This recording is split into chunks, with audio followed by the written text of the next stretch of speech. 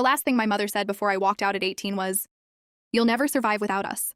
I was the family punching bag. My younger sister Emma was the golden child. She got birthday parties, new phones, vacations, and praise for breathing. I got nothing. If Emma failed a test, I got screamed at for distracting her. The worst part wasn't the yelling. It was the money. Every paycheck from my high school job mysteriously disappeared. When I turned 18, I discovered they'd emptied nearly every dollar I'd ever earned. Over $30,000 gone. When I confronted them, my mother laughed. "Everything you have belongs to this family." My father nodded like she'd said something wise. That night, I packed a backpack and left. No dramatic speech, just silence. I slept on friends' couches, worked 2 jobs, and studied harder than I ever had in my life. Every insult they ever threw at me became fuel.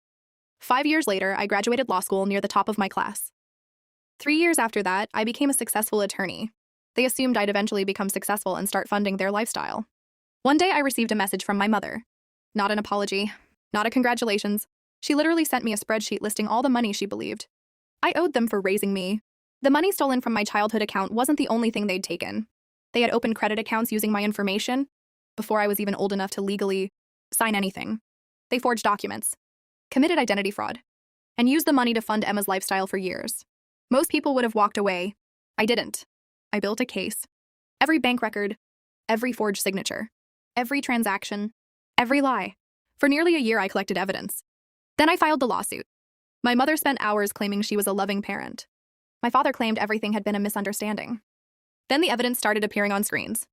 The lies collapsed one by one. The jury didn't need long. The verdict was brutal. Financial fraud, identity theft, forgery. Both parents were convicted. I watched the color leave their faces as the judge announced prison sentences.